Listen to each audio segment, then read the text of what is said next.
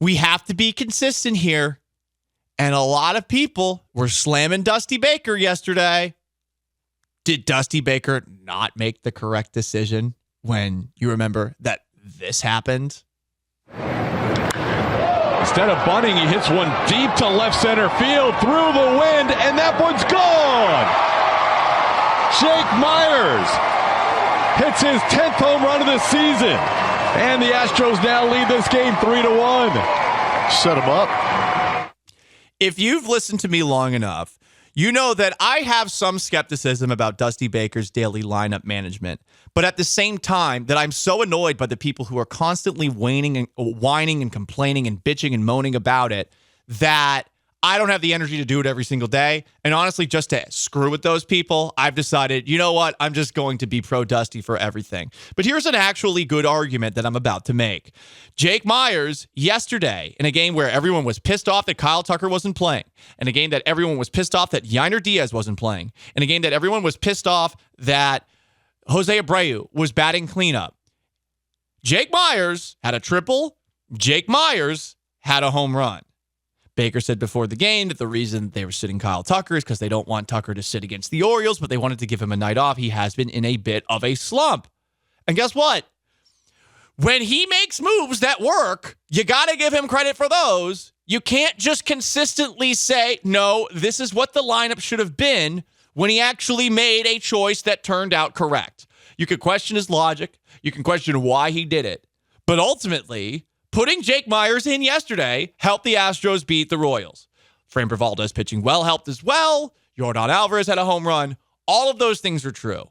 But if we're going to be consistent with questioning Dusty Baker's lineup every single effing day, you have to give him credit when he actually makes the right call on something. And yeah, you could say, well, it actually wasn't the right call. Wasn't it, though? He hit a home run and a triple. Tucker's struggling. Tucker sits on the bench. They don't lose. I woke up on Saturday morning after the Astros lost to the Royals on Friday, and I see people bitching and moaning about Dusty's lineup on Friday because Jose Abreu played. Well, Jose Abreu hit a home run.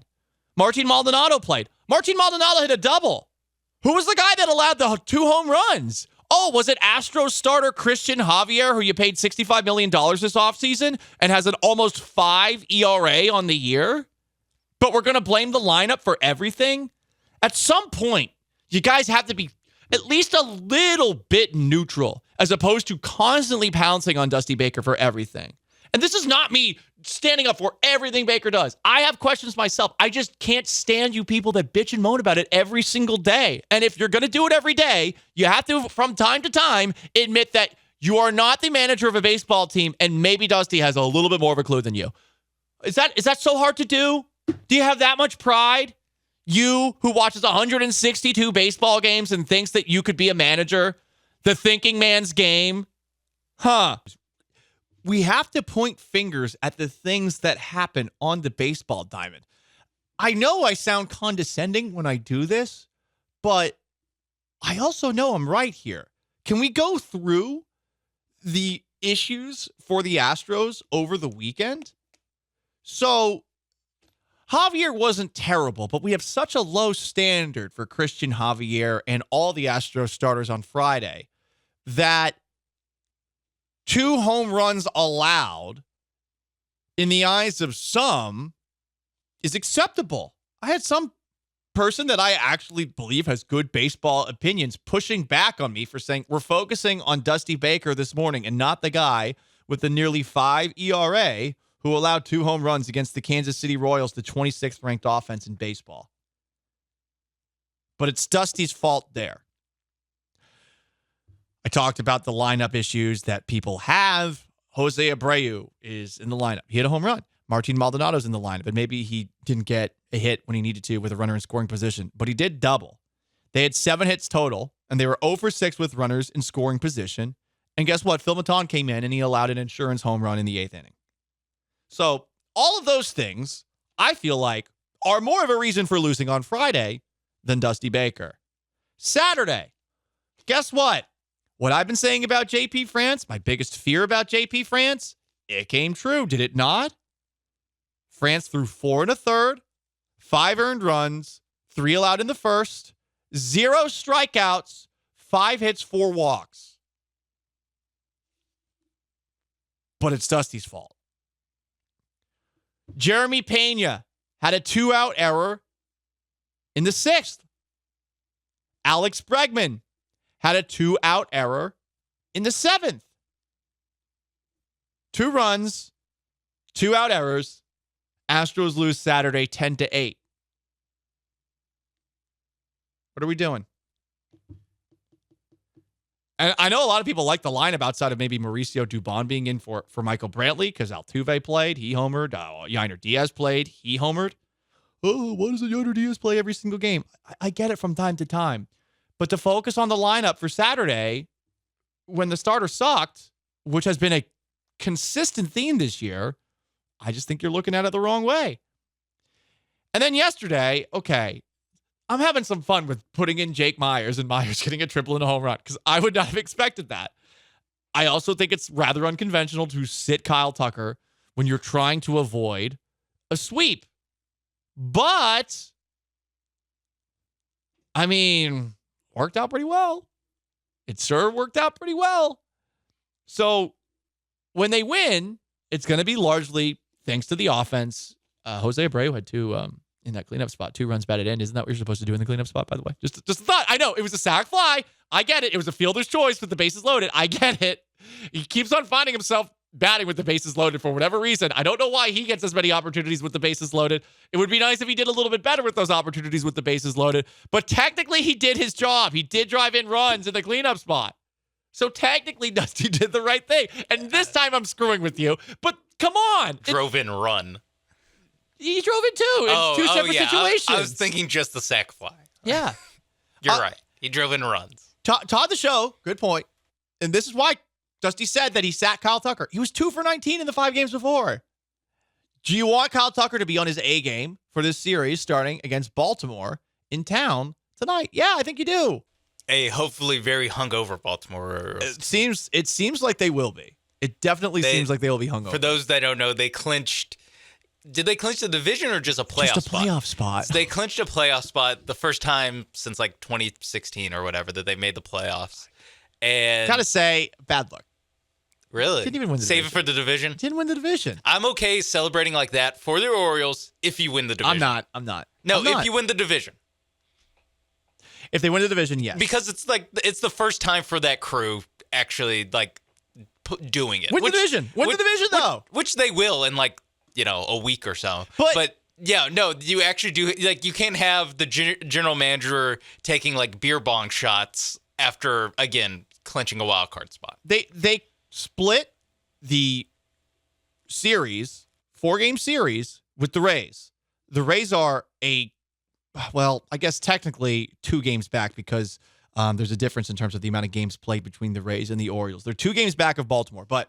Okay, like you split the series. Oh wow, I didn't know it was Champagne that shower. Close. Yeah, it's still close. Like Yeah. it's still a race. I don't know. I don't like that. I think this is young team dummy stuff, personally, and I think it's not quite Rangers Letterman jackets, and it's not quite Run DMC outfits. No, though both teams have sucked since they did those 2 things. And who told you that was going to happen first? Who's bringing luck and hex talk into baseball conversation? Ignore the Rangers' record since the funeral for them. Although now it's actually pretty. Yes, they got bad. swept. It's back to it's right back to me being right as always. Baseball Paul, the smartest baseball mind in all of Houston. You know what? When it comes to your curses and hexes, it's a marathon, not a sprint. It is. Long game. You're playing the long game with all this. Speaking of the long game, Shohei Ohtani cleaned out his locker on Saturday. And then the next day, the Angels, same thing as the A's. The Angels put him on the IL, With saying a like, "Oh yeah, he's out oblique for the injury. year. He's out for the year after he already cleaned out his locker." Out for the year with an oblique injury. Yeah, this is 100% spin job by the Angels. 100%. We have some comments here because the Astros are about to start a 3-game set with the Baltimore Orioles. Junior Broncos comments on the twitch.tv/ESPN975. How any owner can employ an 82-year-old to manage the team, talking about Dusty Baker, is insane. He's 74. He's 74. He continued saying it's elderly abuse. Waka Flocka Buck says AARP needs to intervene. Excuse you, you ageist bastards. First off, our country is in great hands with the average age of a politician, a paltry 60 years old. Second of all, Dusty gained a game lead in the AL West over the weekend, and I think a lot of it has to do with Jake Meyers getting a home run and a triple because Dusty Baker put Jake Meyers in the lineup. You wouldn't have. You would have put in Kyle Tucker, 2 for 19 slump. I'm picturing Dusty Baker having a Mitch McConnell moment in the dugout during a He would never, though. Yeah, he would never. He's still firing on all cylinders. He's a young 70. Dusty Baker still has it. He still has wit. He can throw a colloquialism at you. He can throw a subliminal shot at Chandler Rome. Yeah, he can. I don't want to go off into the politics of it all. What? Just imagine if an NFL coach, if an NBA coach, or if a baseball manager had 2 episodes like Mitch McConnell did. Imagine the radio show the next day. Some people argued that was what Kellen Moore was doing on the sidelines at all moments for the Dallas Cowboys with his mouth wide open. That is true. That is true. Some people were arguing. Look at him now. 0-2. No, 1-1. No, 0-2. Oh, 0-2, yeah. Los Angeles Superchargers. People are upset about not playing Yainer Diaz enough. Imagine if he just couldn't finish a thought. Yeah, it's not as bad as you guys are making it out to be. Okay.